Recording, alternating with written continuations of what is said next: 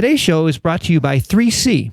Comprehensive Cannabis Consulting helps clients design, build, and optimize their cannabis business from initial assessment and planning through operationalization and ongoing management. To learn more about how their services are tailored to meet the unique goals and objectives of each of their clients, go to 3ccannabis.com. And for a limited time, 3C is giving all MJBulls listeners an additional 10% off their fees just for mentioning that you heard it on the show.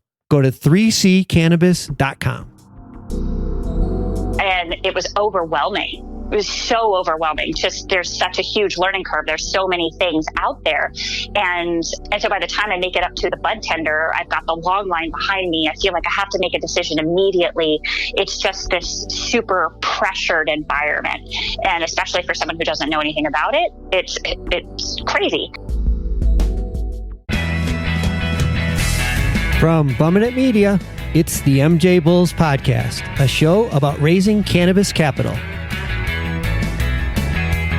I'm Dan Humiston, and on today's show, how this former soccer mom and Washington State dispensary owner is now doubling down in California to create a vertically integrated cannabis enterprise.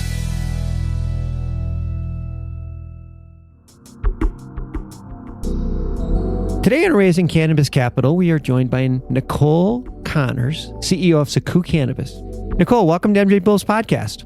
Thanks for having me on.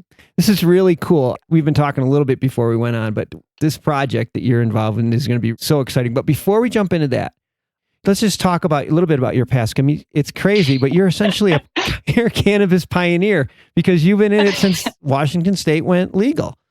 Yes. So Washington State went legal, back in 2013. And then, obviously lottery winners started, figuring out that they were winners in 2014. So, back in 2014, I was stay-at-home mom with raising 5 kids, and we had a hobby farm with goats. So a mother of 5, stay-at-home mom, raising goats. How do you get into cannabis? So my husband and I, chased the American dream. He had worked his hiney off. I had worked my hiney off. Now, we've blended our family. I'm staying home. I'm raising goats. And we sit down with our financial advisor after years of savings, and we sit down and they go, okay, well, just keep doing what you're doing for at least another 15 years and you'll be good. You'll be ready to retire. And I'm like, this is completely absurd. We did something wrong. And they're like, nope, just keep doing what you're doing. And so we had heard through the grapevine that cannabis was a thing. It was legal. And neither my husband or I were users or even were that aware of the industry, but we saw an opportunity.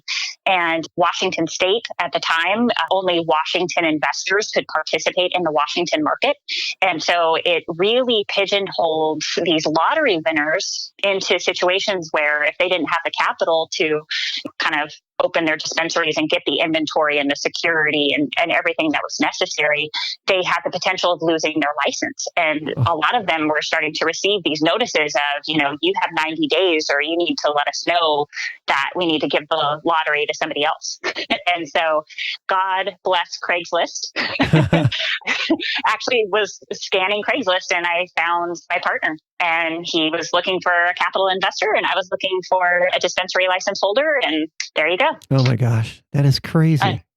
I know who invests on Craigslist, right? Especially now. I mean, those licenses today they're so valuable. But back then, sort of, was this going to last? Yeah. So, yeah. All right. So keep going. So you make it, you're an investor, but you transition from an investor pretty quickly. Oh, yeah. So we opened our doors and just our sales numbers were lackluster. We had hired a business manager and they were great with business, but not necessarily with, cannabis. It's a different monkey. And so partner called me and he was like, look, I know cannabis, but there's all this strategy and business stuff in it that I don't necessarily get. And so I was like, well, I'll handle that. Yeah. You handle the day to day and let's just get through this. And it, really, again, I'm a soccer mom. I've got goats. I live in a super conservative area and I was closeted. Like no one knew I was involved in cannabis at all. Oh man. It was top secret. And so I told him, I'm like, I don't want my name on anything though. I will do these meetings. I will handle that stuff, but I want to be completely behind the scenes. But really, it was the situation of, do I lose this very hard earned money that we put in or do I stabilize the investment? And so step in and you did more than turn it around, because your dispensaries are one of the best, or one of the most successful in Washington. We are very lucky. We have been consistently ranked on Leafly's top 20 dispensaries, and we've got a great following. People are very happy with our stores and with the product that my partner is great at bringing in. And so we've been very fortunate in that way. Yes. That's so great. So you're taking all this knowledge and all this experience and you're doubling down in California. Well, when we looked at Washington, there was very limited enterprise opportunities in Washington. Washington, you still have to be a Washington resident in order to participate in Washington.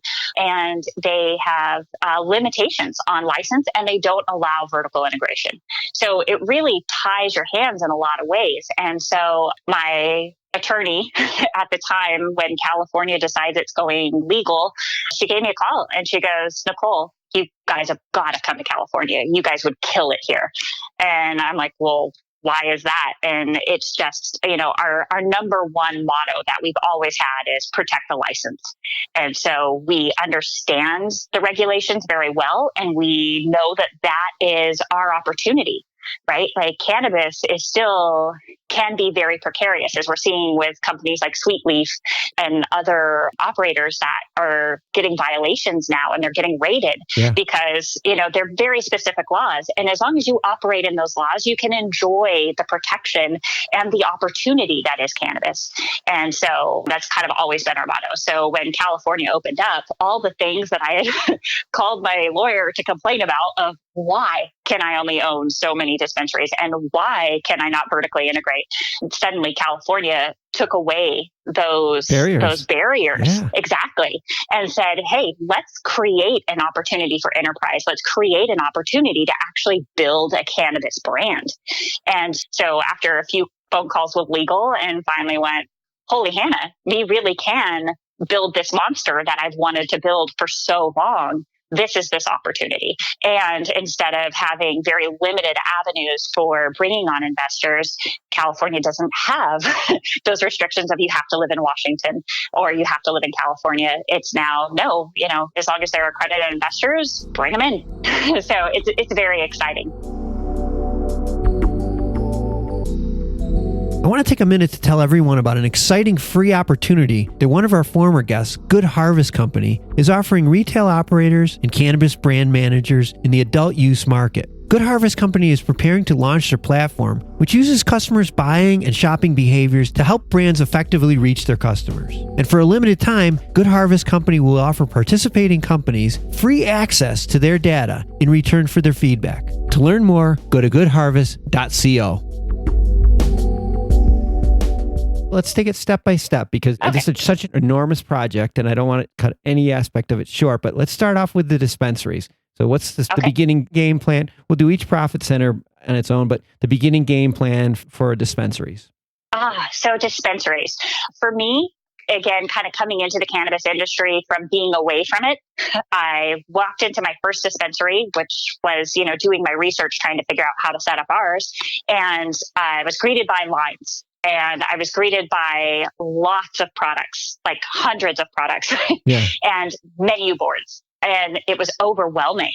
It was so overwhelming. Just there's such a huge learning curve. There's so many things out there.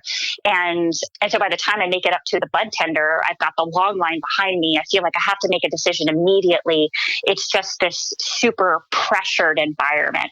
And especially for someone who doesn't know anything about it, it's crazy.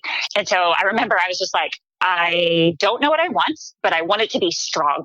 So I bought my first pre-roll joint for $30, which that was what the market, that's what we were paying at that time, because, cannabis was flying off the shelves and we were selling out like in Canada.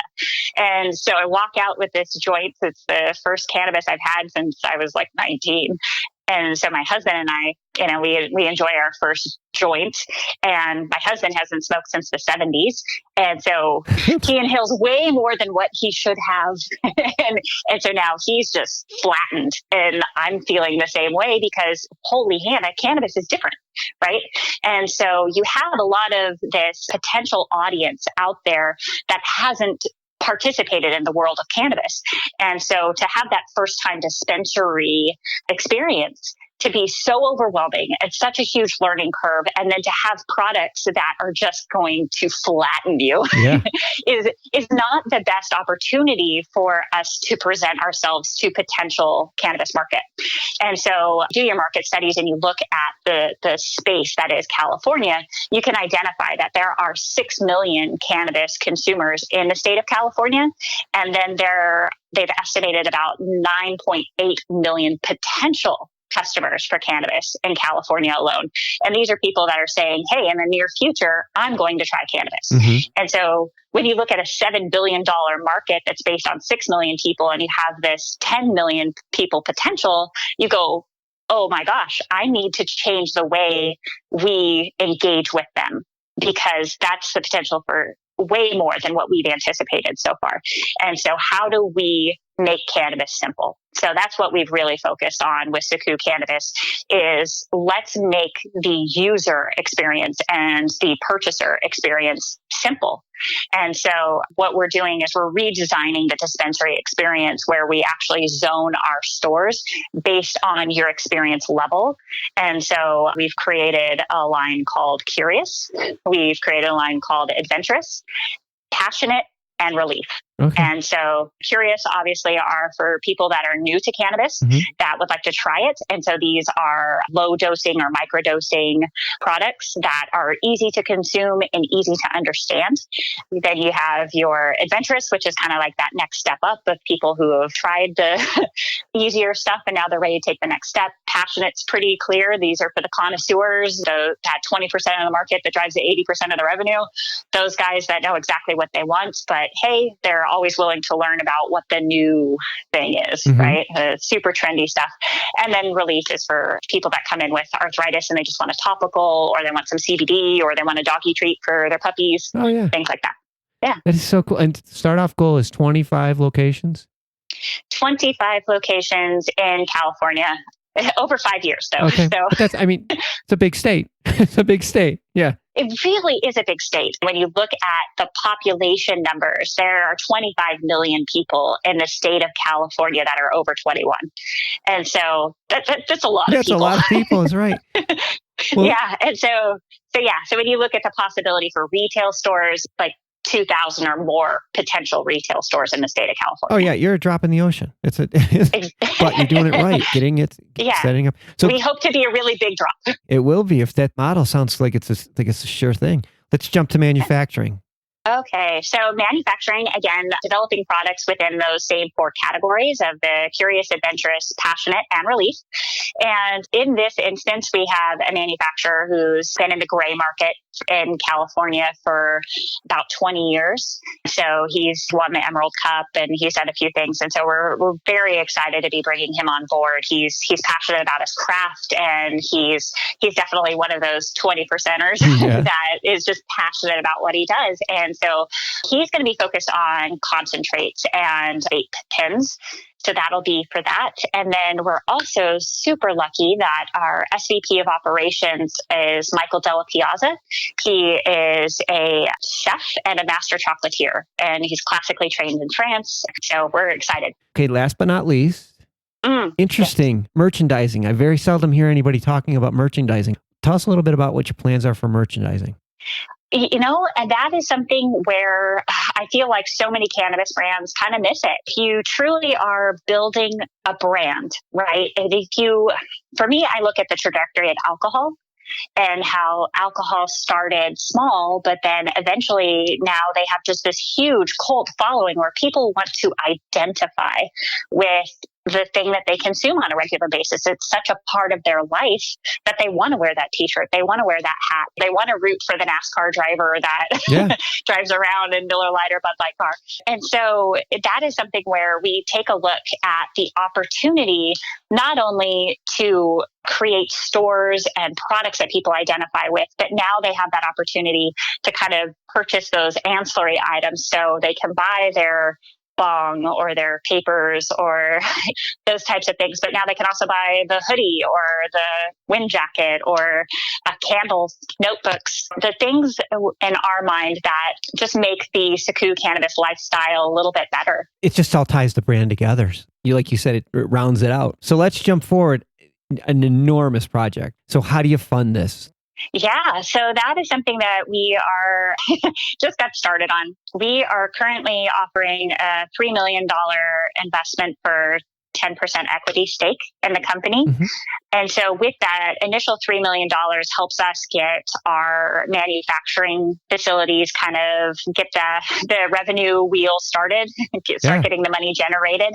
And then once we have revenue generation and we can start showing our products on shelves and we can start getting a few of the retail licenses secured, that's when we're hoping to go for a $10 million debt financing. I'm looking at your projections and they're just like, I mean, they're just so exciting, the opportunity, and we don't have time to dig into them, but for investors that are interested in this, the potential here is just off the charts. It's just off the charts. If you saw, when you look at the pitch deck, it's very impressive. Yeah. Thank you. Yeah. Gross revenue, I believe, is projected at $229 million per year. And a lot of that makes it to the bottom line. I can just tell just by looking at your numbers.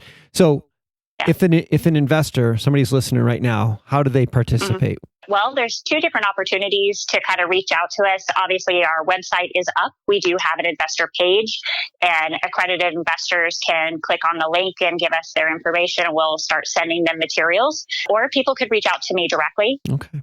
Well, we've been speaking to Nicole Connor, CEO of SAKU Cannabis, and we'll have all of their information on the MJBulls website. Nicole, super exciting stuff. You're going to be back on this show, I hope. Dan, it was such a pleasure. Thank you so much for having us on. We really, really appreciate your time. Well, thank you. And good luck. Thank you. Let me take a second to thank Trevitt Hill for sponsoring today's show. Cannabis investors expect big returns from the companies that they invest in. Unfortunately, not all cannabis investments succeed. Trevitt Hill's management team works with investors to help turn around, or in some cases purchase, their underperforming portfolio companies. To learn more, go to trevitthill.com.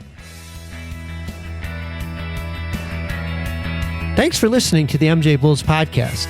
To learn more about today's guest or to become a guest, visit our website at MJBulls.com.